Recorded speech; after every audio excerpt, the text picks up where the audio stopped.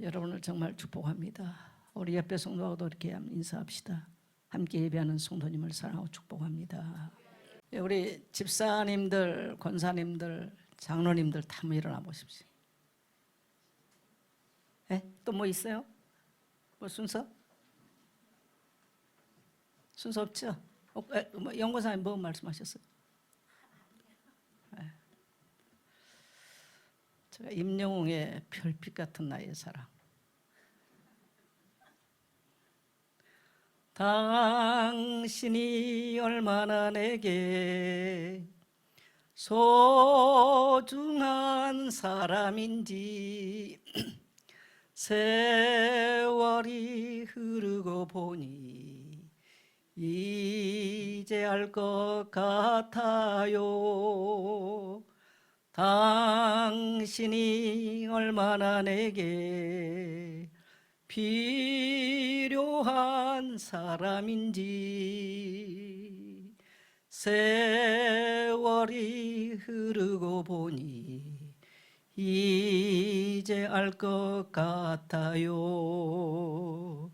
밤하늘에 빛나는 별빛 같은 나의 사랑아, 당신은 나의 영원한 사랑. 사랑해요, 사랑해요. 날 믿고 따라준 사람 고마워요. 행복합니다. 왜 이리 눈물이 나요? 네, 제가 우리 재직들에게 꼭 들려주고 싶었습니다. 오늘 여러분이 있기 때문에 교회는 있는 것입니다. 여러분의 수고가 있기 때문에 또 교회는 하나님의 일들을 할 수 있습니다. 감사하고요.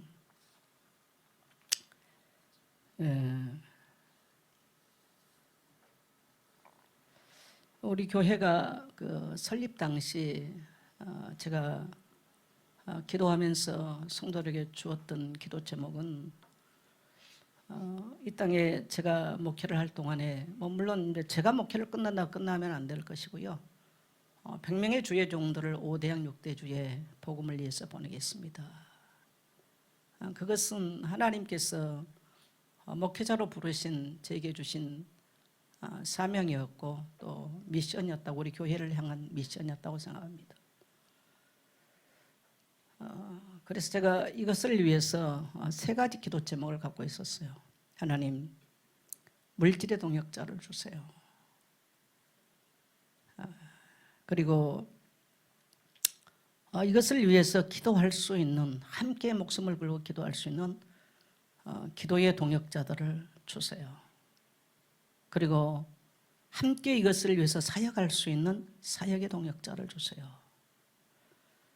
그래서 자막을 쳐놓고 목회를 하면서 날마다 밤마다 그때는 정말 오직 기도에 전념을 할 그때니까 그렇게 기도를 했습니다. 원래는 제가 예수의 작은 마을, 상당히 추상적입니다만은 젊은 날, 벌써 40년이 넘은 이야기죠.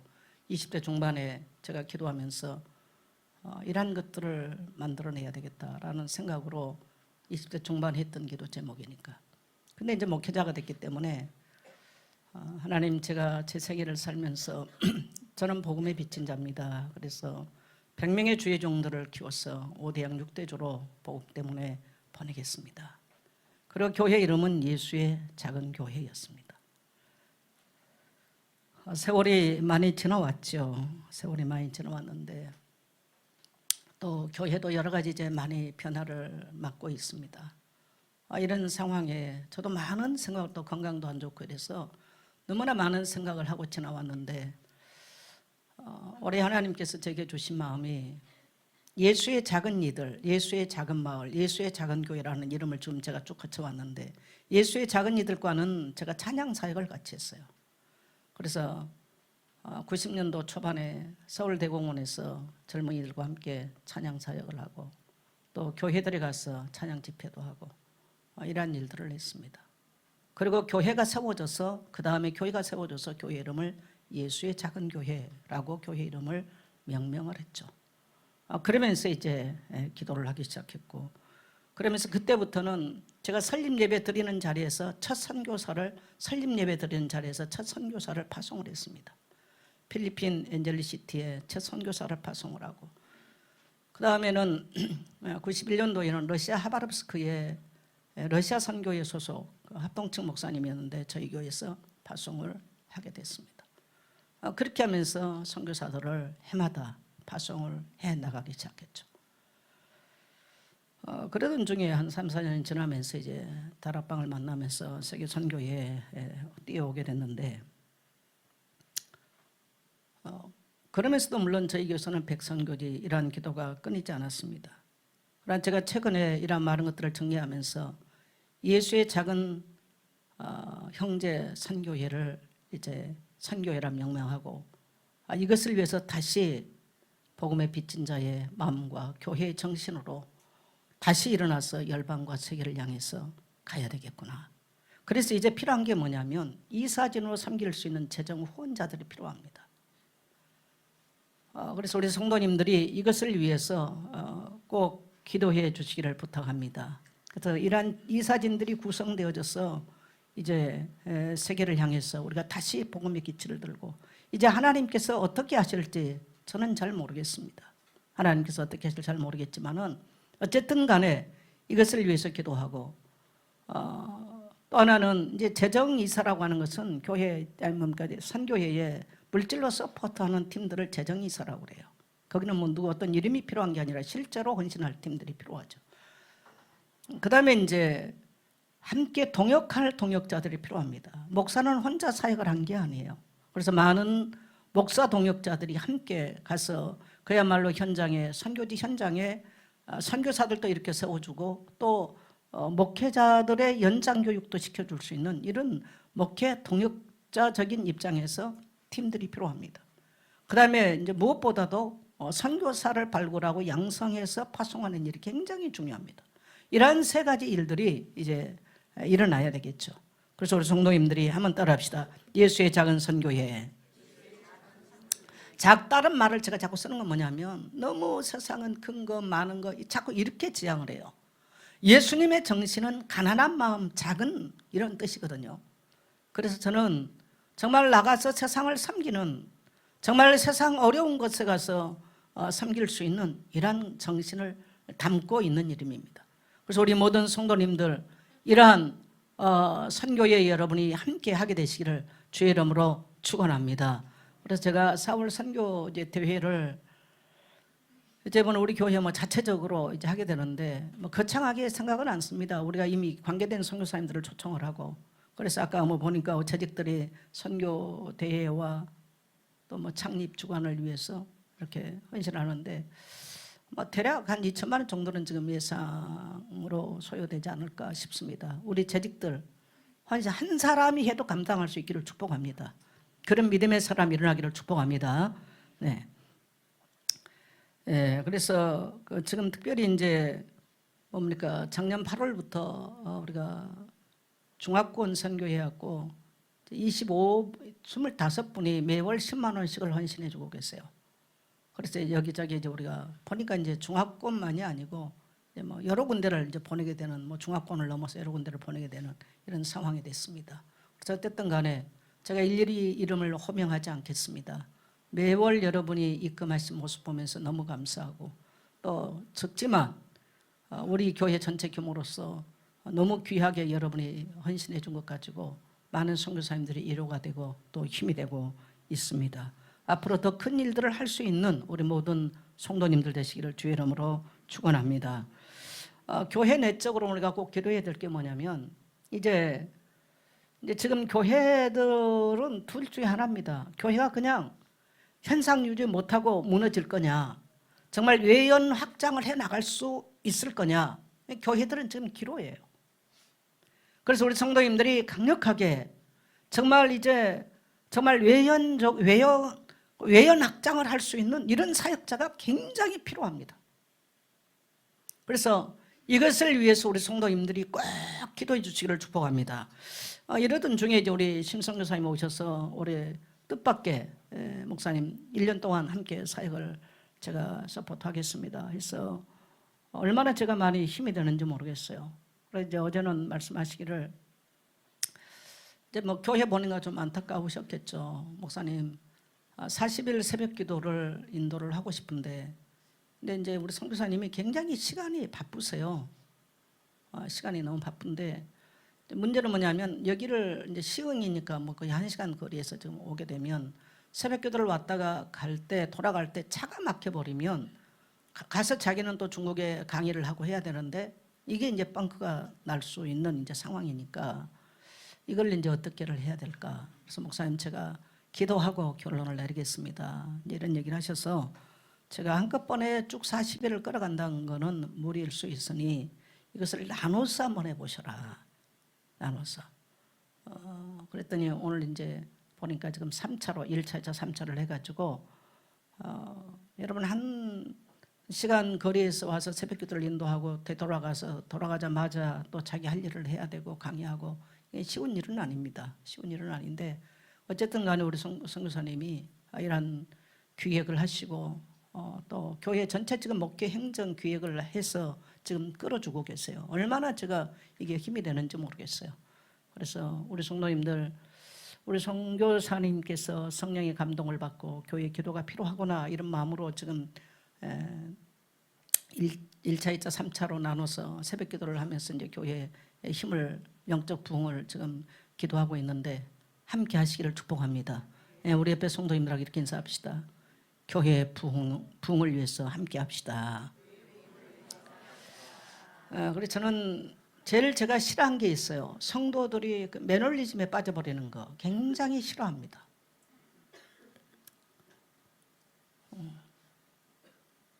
굉장히 또 우리가 조심해야 될 부분들이 그런 부분들이에요.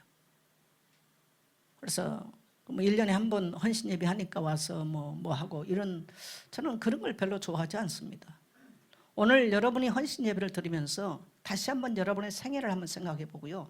진정한 내적인 헌신이 여러분의 내면에서부터 흘러나오게 되시기를 주의 이름으로 축복합니다. 이제 우리 심성사님 지금 청년들을 지금 토요일 날 지금 이끌고 있어요. 그래서 이제 어떻게 보면 지금까지 몇 년 동안 지금 구심점이 없었잖아요. 청년들이 구심점이 없고 이걸 세우지를 못했는데 지금 하나하나를 이렇게 세우는 마음으로 지금 토요일 날 오후 되면 청년들하고 함께 지금 하고 성경 공부를 하고 있고, 이제 제가 주일 오후 설교를 맡겼습니다. 오후 설교를 맡겼더니 성도들을 훈련할 수 있는 교재를 이제 써서 한번 어젯밤에 책에 보내왔는데 제가 너무 눈이 많이 부어가지고 요즘 눈에가 자꾸 열이 차서 글씨를 볼 수가 사실 없어서 제가 못 봤어요. 못 봤는데 선교사님의 신앙 노선을 제가 믿고 그렇게 해도 될 거라고 제가 그렇게 생각을 하고요. 그래서 하나님께서 또 교회의 시간표에 맞게 아무 대가 바라지 않고 와서 헌신해 주는 선교사님 감사하고요. 또 우리 성도님들은 정말 적극적으로 함께 동참해서 교회의 새로운 변화를 경험할 수 있게 되시기를 주의 이름으로 축복합니다. 오늘 지금 우리 김명훈 장로님이, 김명훈 장로님 모르신 분들도 계시죠? 네, 아마 모르신 분들 계시나 있을 것 같아요. 예, 우리 김명훈 장로님 오늘 지금 사회를 하셨는데 제가 신방을 가서 그런 생각이 들더라고요. 25인가 6인가 교회 왔어요. 이제 50대 중반이 됐어요. 선우 나이 때 와가지고 선우가 그 자리에 앉아서 같이 예배를 드리는데 어떻게 이렇게 세월이 이렇게 30년 세월이 금방 갔는가 생각이 들어요. 그때는 뭐 어쨌든 제가 볼 때 시골 그냥 총각 시커매가지고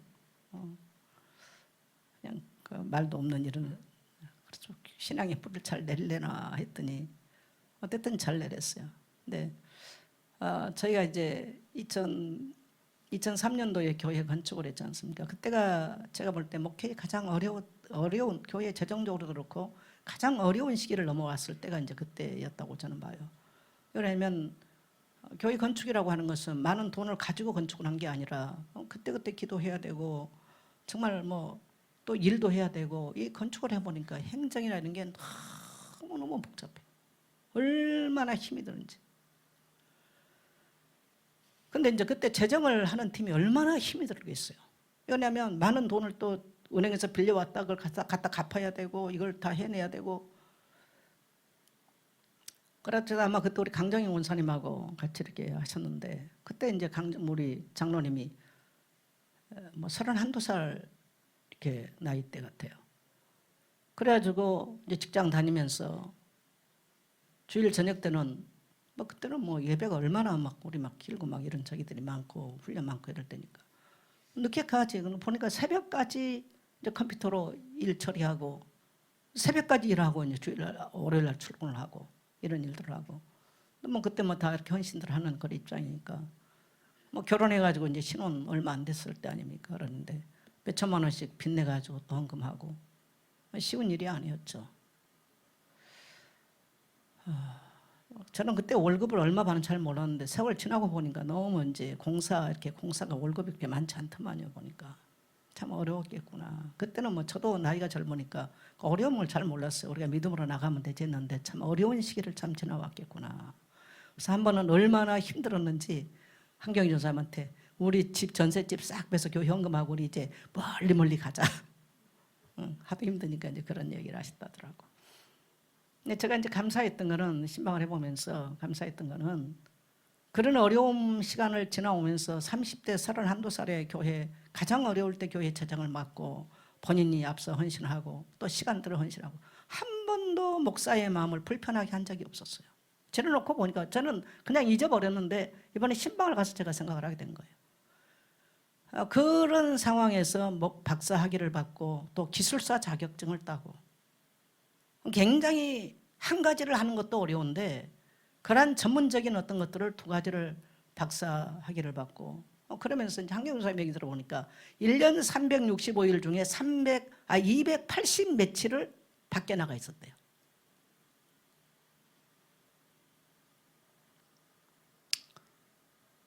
그러니까 거의 집에서 안 살으신 분이라는 거죠. 집에서 살지 않는 사람이라는 얘기지 않습니까? 참 어려운 시간들을 참 지나왔겠구나. 그러면서도 회의 출장이 아닌 이상은 주일 예배를 거르거나 예배 자리를 거르는 일은 거의가 없는, 또 감사하게도 하나님이 질병으로 눕혀놓지 아니하고 그렇게 힘든 시간들을 지나오면서도 끝까지 건강하게 지나왔구나. 무엇보다도 감사한 것은 그런 젊은 날에 정말 많은 사람들이 교회 안에 있었겠죠. 근데 왜 제가 재정을 맡겼는지 모르겠어요. 그런 저기들을. 근데 그런 것들을 넉넉하게 어떻든 밤을 새워서라도 감당을 해놓고 한 번도 목사에게 불평을 하거나 불편한 심기를 드러낸 적이 단 한 번도 없는. 근데 하나님께서 어쨌든 간에 많은 삶의 증거를 주셨구나. 그래서 제가 올해는 이런 미션을 줬습니다. 이제 어떻든 세계 여러 민족을 다니는데 국가에 돈 받고 다니고 있잖아요. 그래서 올해는 꼭 그곳에 불신자에게 전도해서 세례받게 만들고 하고 돌아와라. 그래서 온 가족들이 선우는 저 연예인들 속에 들어가서 세례받게 만들고 온 식구가 그 사명을 올해 다시 무장해라. 그런 메시지를 하고 돌아왔습니다. 그래서 올해 장로님 꼭 여기 와서 사회하는 것으로 끝나지 마시고 나는 이제 끝났다 하고 가지 마시고요. 그 현장에 꼭 세례를 베푸는 일이 있게 되시기를 축복합니다. 그리고 하나님께서 그러한 증거를 주신 것에 대해서 저는 너무나 제가 감사해요. 보니까 너무너무 힘들어가지고 이빨들이 다 무너지고 잇몸이 다 무너졌다. 직장 다니기도 힘드는데 박사학위를 따내고 기술사 자격을 따내기가 쉽지 않는 얘기 아닙니까? 280일을 나가 있으면서 그거 한다는 게 쉬운 게 아니었죠. 공학박사 아닙니까? 공학박사. 근데 참 그런 어려운 시간들을 지나왔다는 것이 너무 감사하더라고요. 또 우리 자녀들이 어떻든 간에 예배 자리에서 또 저들이 또 헌신하는 그런 자리에 세워져 있다는 거 감사하죠. 승대 장로님 가정에 제가 가서 이런 얘기를 했어요. 첫사랑을 회복해라. 제가 천막에서 98년도에 수해가 나가지고 8월 5일 날 제가 중국을 갔다 왔는데 수해가 났어요. 그래서 제 인생 전반 교회 10년 동안의 모든 사역의 기록이 싹 없어졌어요.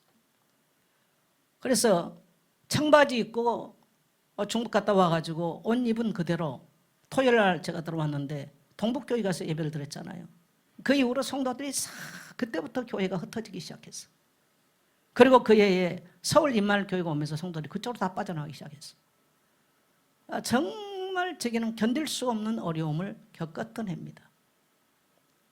그래서 제가 천막에 살다가 집을 이사를 했는데 돈이 없었어요.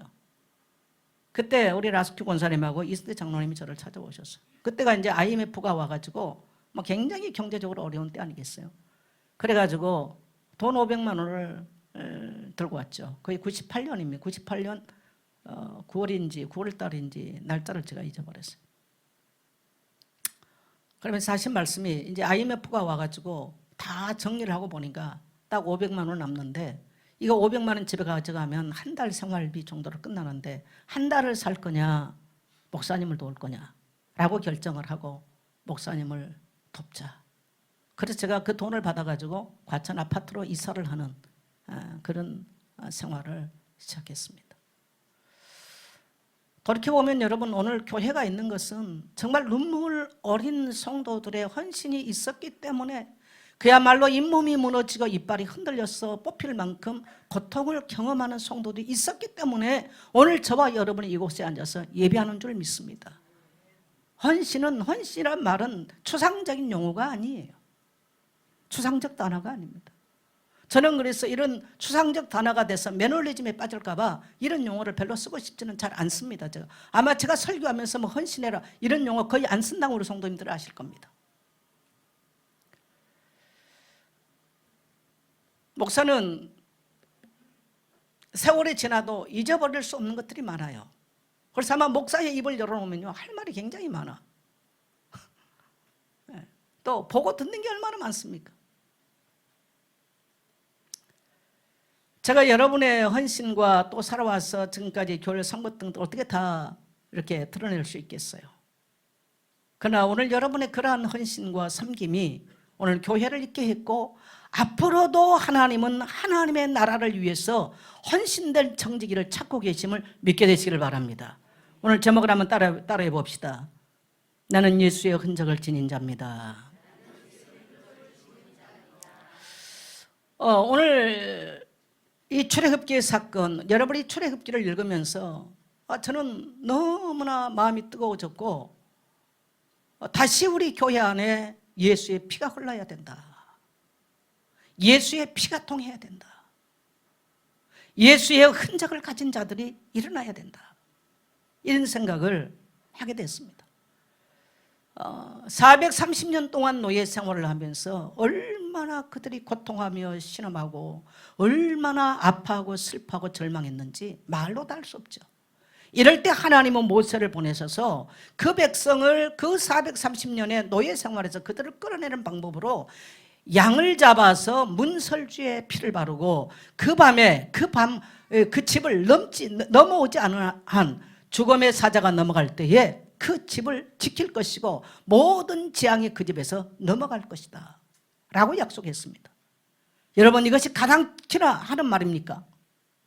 아니 어떻게 죽음의 사자가 온 애굽의 모든 초태생의 장자를 초태생을 칠 때에 어떻게 죽음의 사자가 넘어갈 수 있겠어요? 근데 그건 하나님의 약속이었어요. 이미 창세기에서부터 하나님은 언약하신 내용이죠. 모세는 그 말씀을 의심 없이 믿고 이스라엘 백성들에게 이 말씀을 선포하고 온 이스라엘 백성들이 6월절 날 양을 잡아서 문설주에 바르고 그 문 앞에 있을 때에 애굽의 온 땅의 장자들이 죽어나가면서 통곡의 소리가 비명의 소리가 온 땅을 진동할 때에 그야말로 죽음의 사자가 어둠의 세력이 온 땅을 진동할 때에 놀랍게도 문설주의 피가 흐르는 집은 죽음의 사자가 넘어갔고 재앙이 넘어가는 역사가 일어난 줄 믿습니다. 그리고 그 이스라엘 백성들은 430년 동안 노예 생활했던 그 노예의 모든 속박이 끊어지는 날 밤이 된 거예요. 여러분 그 피가 발라지는 날 밤에 누구에게는 죽음의 밤이 됐어요. 누구에게는 탄식의 밤이 되고 누구에게는 비명의 밤이 된 거예요. 누구에게는 재앙의 밤이 됐어요. 그러나 누구에게는 살아남는 밤이 되고 누구에게는 새 출발의 밤이 된 줄 믿습니다. 이것이 오늘 14절을 보면 이렇게 표현하잖아요. 이날을 기념하여 여호와의 절기를 삼아 영원한 규례를 대대로 지킬지니라. 그래서 이스라엘 백성들은 그 6월절을 한 번에 끝나는 것이 아니고요, 이날을 기념해서 대대로 그 6월절 양의 피를 흐르는 날을 대대로 지킨 거예요. 적어도 이 이스라엘, 이 히브리인들 가슴 속에는 양의 피라고 하는 이 흔적, 양의 피가 흐르는 이 피의 비밀을 영원히 간직하는 백성인 줄 믿습니다. 그래서 이 지구상에서 그들을 멸할 자가 없어요. 너를 축복하는 자에게 내가 복을 내릴 것이요 너를 저주한 자를 내가 저주하리니 땅의 모든 족속이 너로 말미암아 복을 받을 것이니라. 할렐루야. 그 양의 피의 흔적을 가진 자들이에요.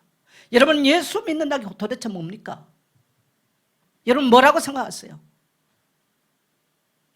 사도 바울은 갈라디아서 6장 17절에 보면 이후로는 나를 괴롭게 하지 마라. 나는 예수의 흔적을 가지고 있는 사람이다. 바울은 담대하게 말합니다. 에베소 6장 7절에 보면 그의 피로 말미암아 속량고 죄사함을 받았느니라. 그가 우리를 흑암에서 건져내서 사랑의 아들의 나라로 옮기셨느니라. 사도 바울은 확실하게 그 사실을 알고 있어요. 구약의 이스라엘 백성들이 저 흑암과 저 노예 생활에서, 저 고통의 땅에서, 저 저주에서 빠져나온 길은 양의 피를 따르는 날, 그들 문설주에 그 시뻘건 피가 흘러내릴 때 그날 밤에 누구에게는 죽음의 밤이 되고 사망의 밤이 되고 그야말로 저주의 밤이 됐지만 그 피를 바르고 그 피의 언약을 붙잡고 있는 자들에게는 새로운 출발의 밤이 되는 것이고 모든 노예의 착고가 풀어지는 밤이 되는 것이고 모든 저주가 물러가는 밤이 되는 줄 믿습니다. 여러분, 저와 여러분이 예수 믿는다는 건 뭐예요? 종교가 아니에요. 어떤 관념이 아닌 거예요. 제가 이 출애굽기를 읽으면서 어느 날 우리 교회 안에 이러한 예수의 피가 사라지고 있구나. 찬양에도 피가 사라지고 우리의 삶에도 예수의 피가 사라지고 우리의 삶의 내용에도 예수의 피가 사라져가고 있구나. 그래서 바짝 마른 종교인의 모습, 매너리즘에 빠져있는 이러한 종교의 모습으로 우리가 살아가고 있지 않는가. 여러분, 기독교인들은 매너리즘에 빠져있는 종교의 모습으로 종교를 우리가 부리지 않았어요. 따라합시다. 살아있고 활력있고 능력있고 증거있는 하나님의 백성으로, 하나님은 우리를 그렇게 살기를 원하세요. 430년 살았다면 여러분요, 그거는 완전히 한 민족, 한 나라 다 돼버린 거예요. 끝났어요. 무슨 거기서 해방이 필요합니까? 우리 36년 일제에 통치받고 나서도요, 이게 쉽지 않은 이야기거든요. 근데 430년을 살았다? 쉽지 않은 이야기예요. 그러나 하나님은 하시는 거예요. 하나님은 하신 줄 믿습니다. 오늘 우리에게는 다시 이러한 하나님의 위대한 구원의 역사가 우리의 삶 안에 일어나게 되기를 간절히 소망합니다. 예, 그래서 예수의 피가, 교회는 예수의 피가 흘러야 돼요. 교회는 사람의 소리, 뭐 좋은 프로그램, 다 쓸데없는 이야기입니다. 사실은 다 소용없는 이야기예요. 오늘 여러분을 만나면 예수 만난 흔적이 있는가, 이게 중요한 거예요. 할렐루야. 예수 믿는 증거가 있는가, 이게 중요한 거예요. 여러분의 후손이 여러분을 보면 예수 만난 흔적이 있는가, 예수의 피가 흐르고 있는가, 이 사람 만나니 그 재앙과 저주와 사단의 권세가 이를 통해서 물러가고 있는가. 이 증거 앞에는 바로 왕도 손들게 되어 있는 것입니다. 세상은 무릎 꿇게 되어 있는 것입니다. 여러분, 우리 교회 안에 다시 예수의 피가 흐르기를 소망하게 되시기를 축복합니다. 종교로 돌아가는 것만큼 위험한 게 없어요. 거기는 아무 능력이 없는 거예요. 우리 대한민국에 지금 너무너무 어렵지 않습니까? 왜 이렇게 됐을까요? 3.1 운동을 할 당시에 대한민국의 기독교인 숫자는 10만이었어요. 그럼에도 3.1 운동의 주체가 기독교인들이었습니다. 그리고 세상은 기독교인들을 두려워하고 존경했습니다. 지금은 목사 그러면 다 우습게 합니다. 저 그래서 어디 가서 웬만해서 목사란 말 잘 안 합니다. 우리 권사님 들어가면 지금부터 왕언니라 그래, 왕언니. 제가 그렇게 말해요.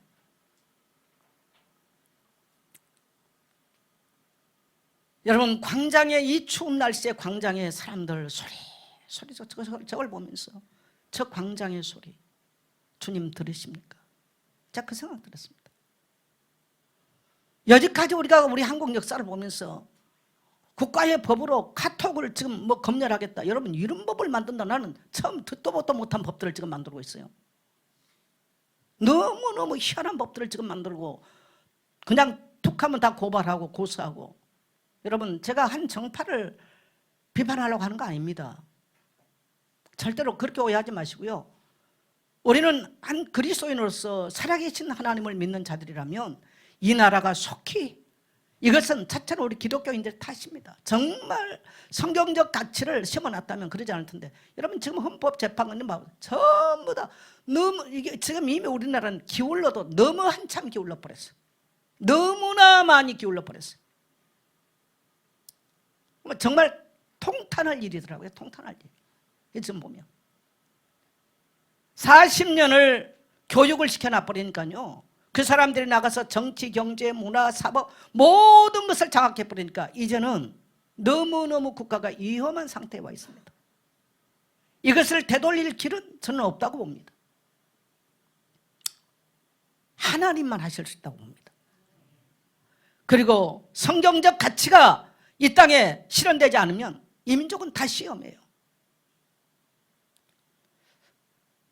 몇 년 전에 우리 교회에서 저보고 정치적 발언한다고 나간 가족이 있지 않습니까? 그때 제가 발언을 한 게 아니고 뭐 카톡을 잘못 올렸어요. 근데 그러면서 나갔는데, 저는 정치적 발언을 하고 싶은 분야 사람이 아닙니다, 여러분. 그리고 또 제가 그러면 뭐 보수 쪽이냐? 저는 보수 아니에요. 가깝기는 제가 뭔가 이게 민주당 쪽 사람들 훨씬 가깝습니다.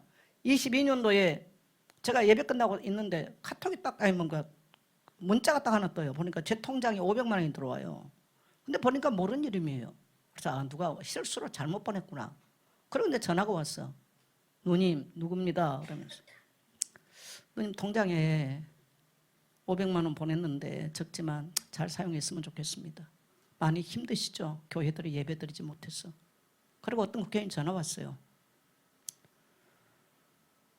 그래서 내가 좀 누님 찾아뵙고 가서 위로도 해드리고 그러는데, 아이 무슨 말이냐고, 의정 활동하기도 바쁘실 텐데. 제가 뭐 우리 지역 아니니까 제가 편하게 얘기하겠어요. 인간적으로는 가까운 사람들이 있어요. 그러나 그것이 문제가 아닌 거예요.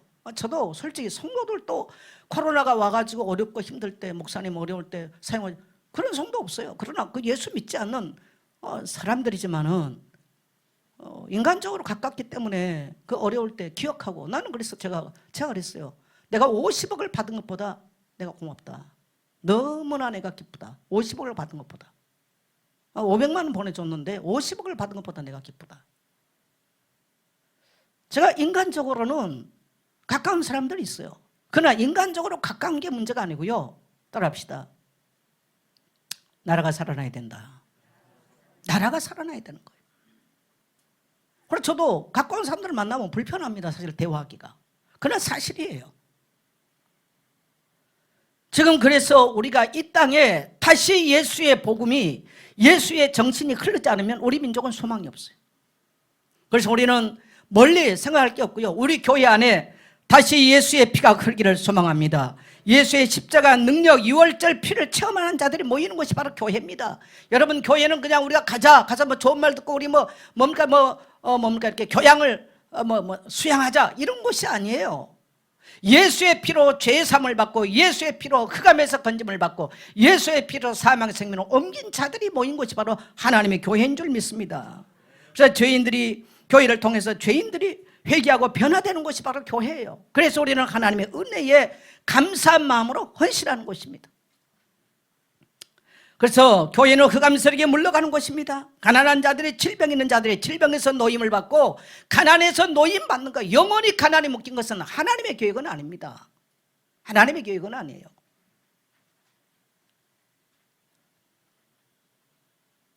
그래서 가난했던 자들은 가난에서 노임을 받고, 질병에 묶였던 자들은 질병에서 노임을 받고.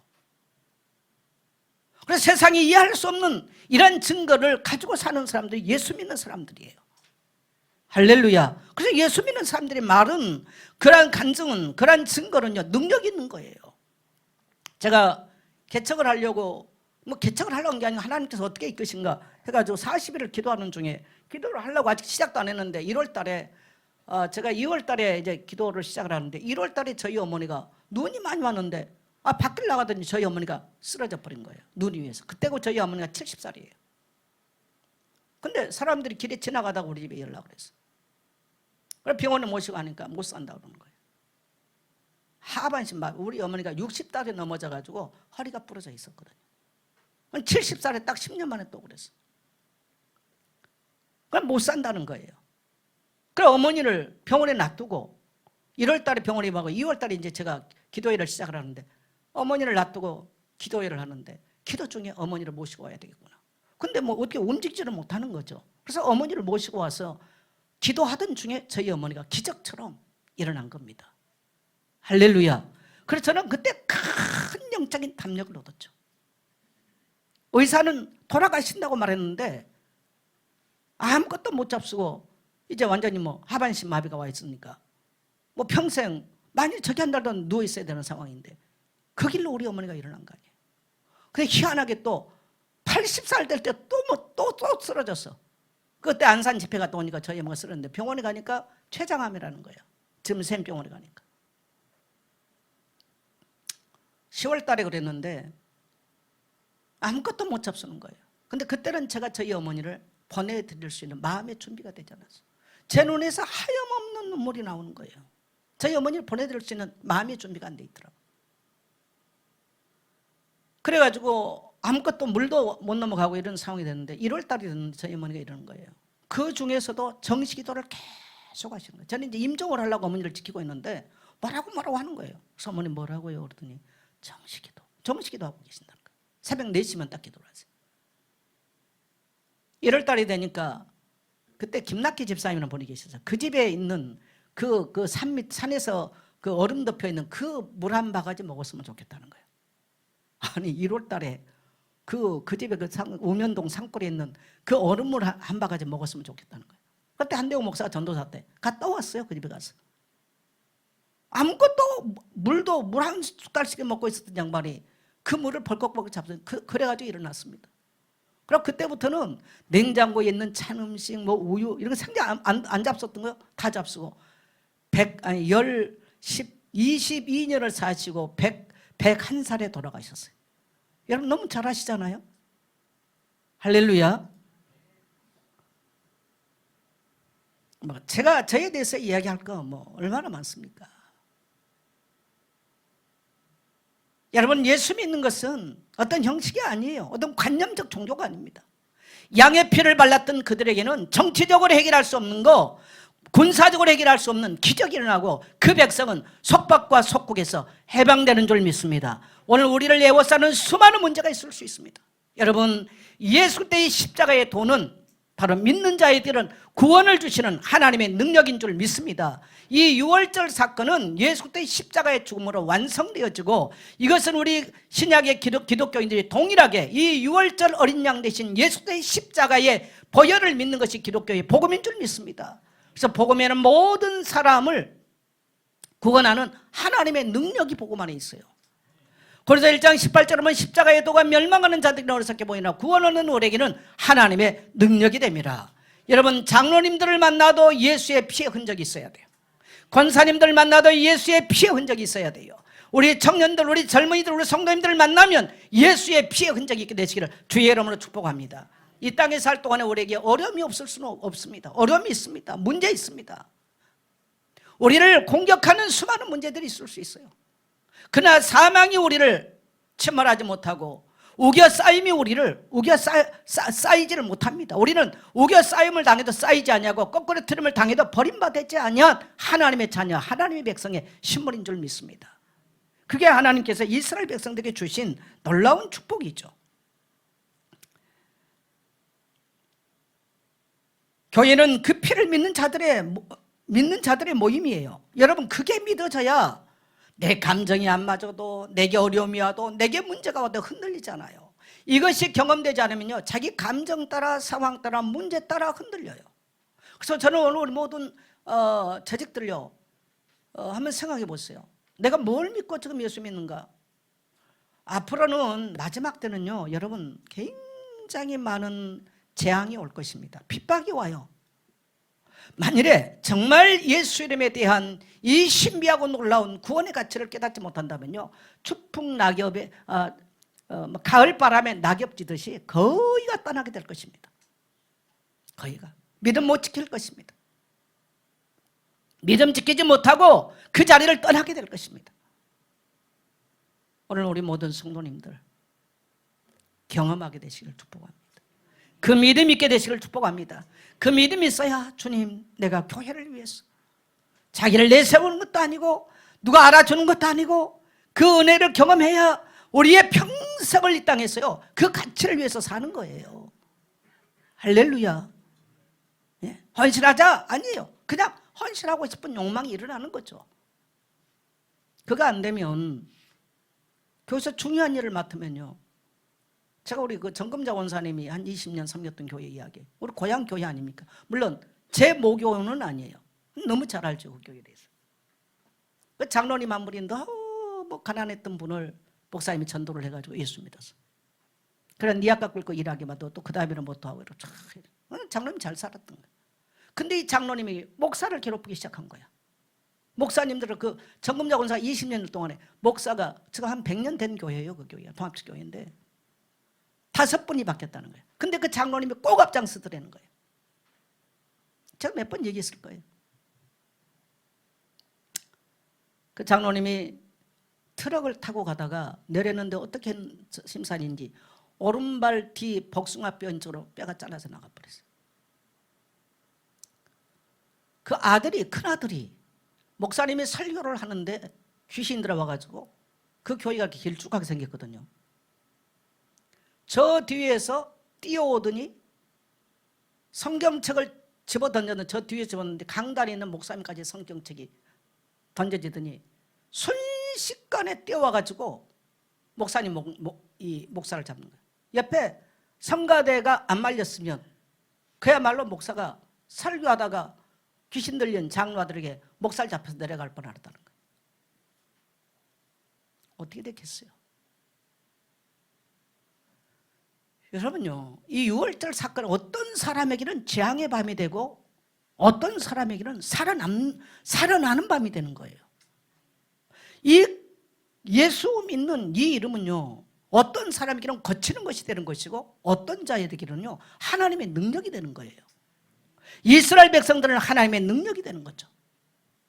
오늘 여러분 여러 가지 우리가 문제를 만나도요 두려워하지 마세요. 두려워하지 마시고요, 세상은 갈수록 어려워질 것입니다. 믿음 지키게 되시기를 주의 이름으로 축원합니다. 그래서 여러분의 가정 안에도 예수의 피가 흘러넘치십시오. 여러분이 누구를 만나도 예수 만난, 그야말로 우리의 직분의 자랑이 아니라 예수 만난 흔적을 자랑할 수 있는 그러한 우리 모든 성도 되시기를 축원합니다. 그래서 재직들을 만나면 예수의 피 냄새가 나야 돼요. 나는 죽고 예수가 살아나는. 우리 대한민국 지금 그랬으면 좋겠습니다. 재직들의 가슴 속에 예수의 피 때문에, 예수의 그 죽으심 때문에 감격하고 헌신하는, 그래서 우리가 거룩한 헌신의 열망이 일어나는,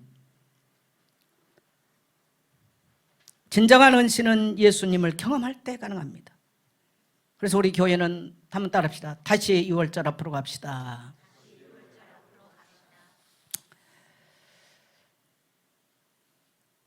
재직, 우리가 청직이라는 말을 쓰는데 교회의 일을 맡은, 교회에서 직분을 맡은 자를 성경은 청직이라고 그래요.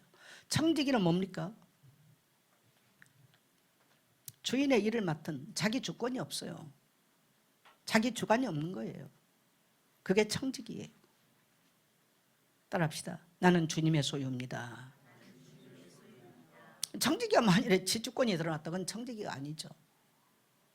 솔직히 저는 그래서 그런 단어를 잘 쓰지 않습니다. 왜? 족쇄를 채울까 봐. 근데 성경은 그렇게 표현해요.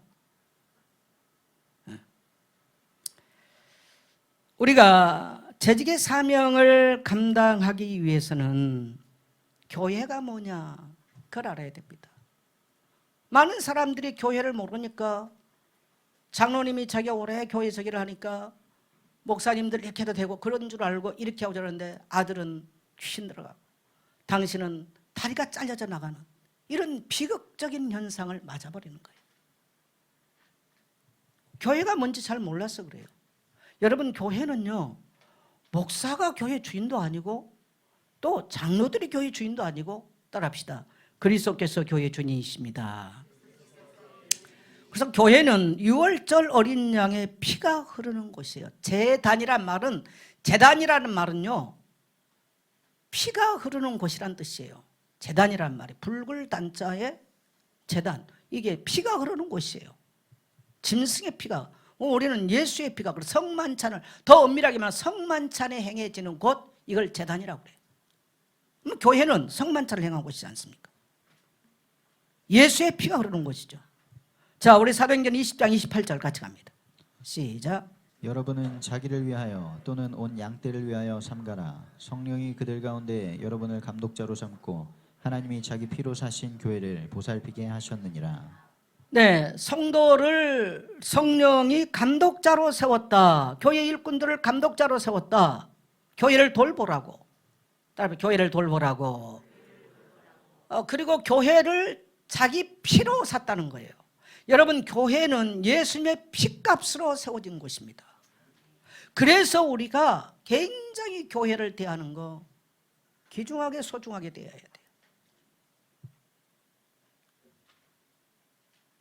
또 이 땅에서 교회를 알면 그 인생이 무너지지 않아요. 여러분, 이 땅에서 세상의 구원의 길을 말하는 곳이 어디입니까? 교회가 밖에 없어요. 사람을 거듭나게 만들고 변화시키는 곳은 교회밖에 없는 거예요.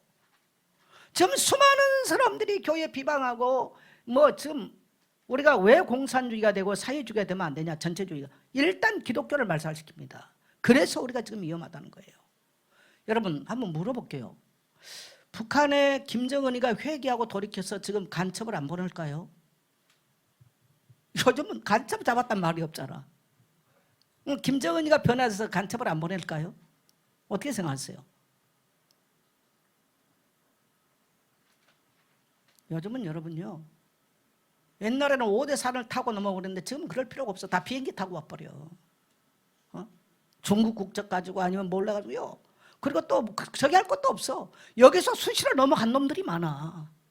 그래, 무슨 김정은이가 회개하고 변화돼서 남한에 간첩 보내지 말자 그러겠습니까?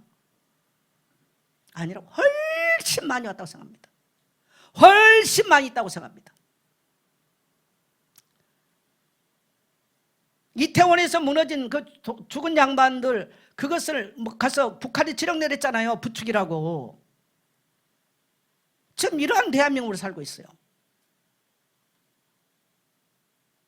여러분, 그 땅에서 하나님의 말씀이 사라지면 그 땅은 어둠으로 덮이는 거예요. 가정 안에서 하나님의 말씀이, 복음이 사라지면 그 가정은 흑암에 덮이는 거예요. 암만 인생 노력해도 힘들어도요, 사다리에 잡히고 흑암 가운데 살 수밖에 없습니다.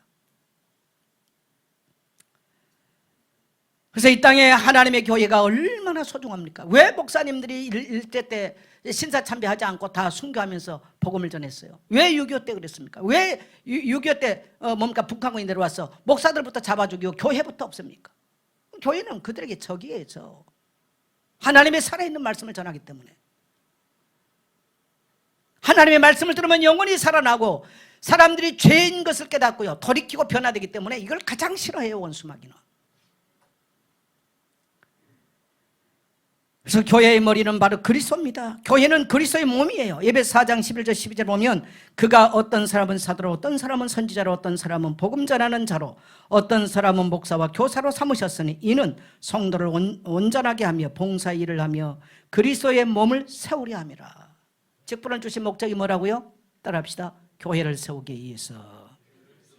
그래서 여러분을 직분자로 세운 것은 교회를 세우기 위해서입니다. 여러분, 우리가 똑똑하게 기억합시다.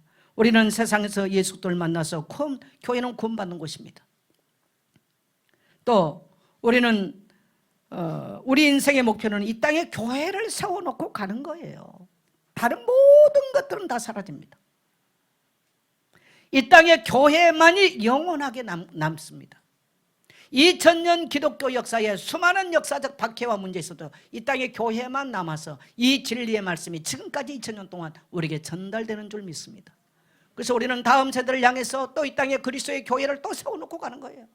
그래서 온 땅과 만민에게 교회를 세우고, 우리가 지금 예배하고 있는 이 처소를 단단하게 세우고, 우리 다음 세대가 하나님의 말씀을 들을 수 있도록 교회를 세우기 위해서 우리는 헌신하고 봉사하게 되는 줄 믿습니다. 교회를 향한 주님의 명령. 자, 마태복음 28장 18절 20절을 같이 한번 갑니다. 시작.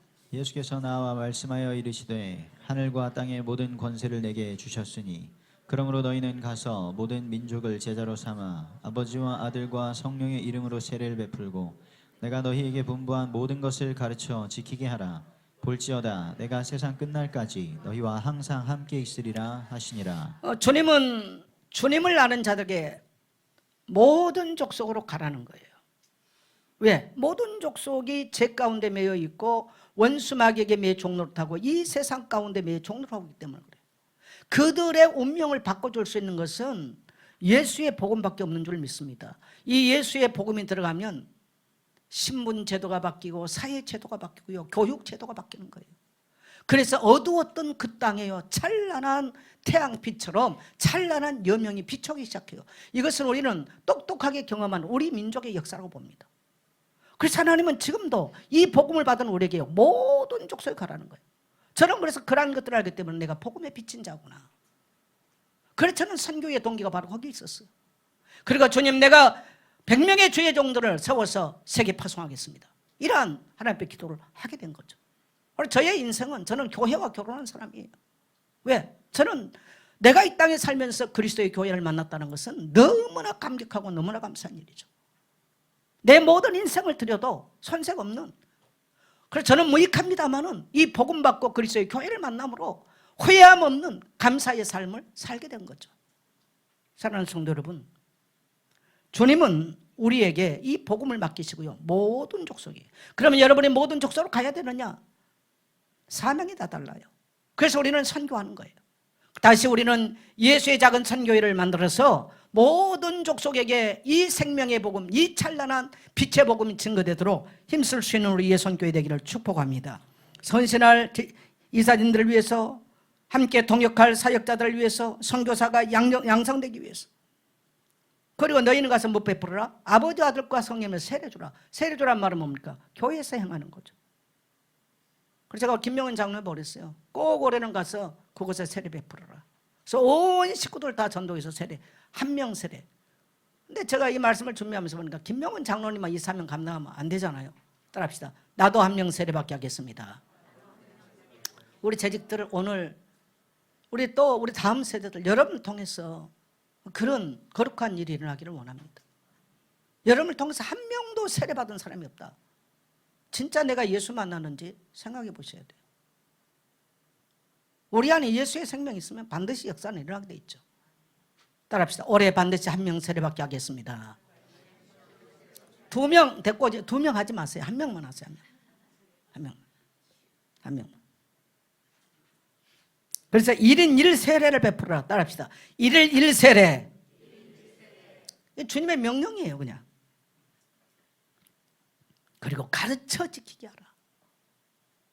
여러분, 이 말씀을 우리가 가르침을 받았고 가서 가르친다는 게 얼마나 감사합니까?